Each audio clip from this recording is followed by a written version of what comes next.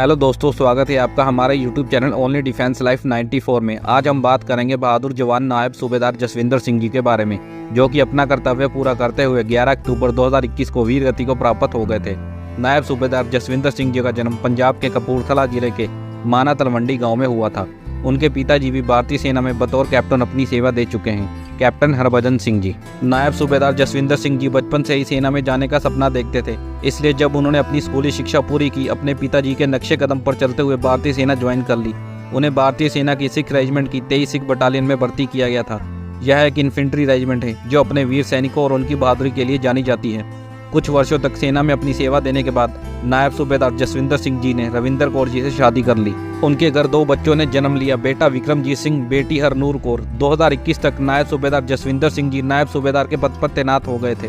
वह एक अच्छे व काबिल जूनियर कमीशन अधिकारी के रूप में भारतीय सेना में अपनी सेवा दे रहे थे। अपनी ड्यूटी के दौरान उन्होंने भारत के अलग अलग राज्यों में अपनी सेवा दी और कई सारे आतंकी ऑपरेशन में हिस्सा लिया था।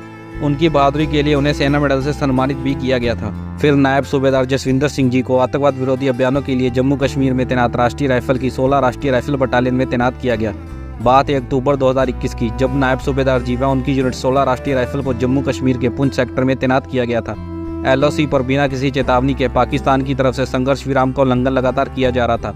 इसी संघर्ष विराम उल्लंघन की आड़ में पाकिस्तानी सुरक्षा बलों की मिलीभगत से आतंकियों द्वारा घुसपैठ का प्रयास किया जाता था। 16 राष्ट्रीय राइफल के जवानों को खुफिया सूत्रों से जानकारी मिलती है कि पुंछ के सूरनकोट इलाके में 4 से 5 आतंकी छिपे बैठे हैं। सुरक्षा बलों द्वारा 11 अक्टूबर 2021 की सुबह तलाशी और घेराबंदी अभियान शुरू किया जाता है।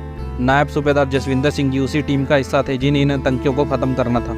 सुरक्षा बल के जवान सुबह सूरनकोट के जंगली चमरेर इलाके से तलाशी करते हुए शाम तक राजौरी के बंगाई गांव तक चले गए कि तभी सूरनकोट में डेरा की गली के पास गांव में आतंकियों को घेर लिया जाता है। आतंकियों ने जैसे ही सुरक्षा बलों पर फायरिंग की, 16 RR के जवानों ने भीषण गोलीबारी करते हुए आतंकियों को इसका जवाब दिया।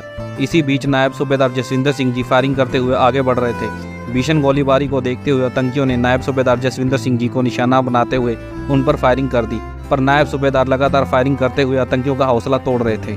इसी भीषण गोलीबारी में एक गोली नायब सूबेदार जसविंदर सिंह जी को लग जाती है। घायल होने के बावजूद नायब सूबेदार जी फायरिंग जारी रखते हैं। घायल ज्यादा होने की वजह से लगातार खून बहता जा रहा था और इसी बीच आखिरी सांस तक लड़ते हुए अपने हथियार को हाथ में लिए मातृभूमि की रक्षा करते हुए नायब सूबेदार जसविंदर सिंह जी वीर गति को प्राप्त हो जाते हैं। इसी मुठभेड़ में हमारे 4 बहादुर जवान और वीर गति को प्राप्त हो गए थे। नायक मनदीप सिंह, सिपाही गजन सिंह, सिपाही सारद सिंह, सिपाही वैसाख H।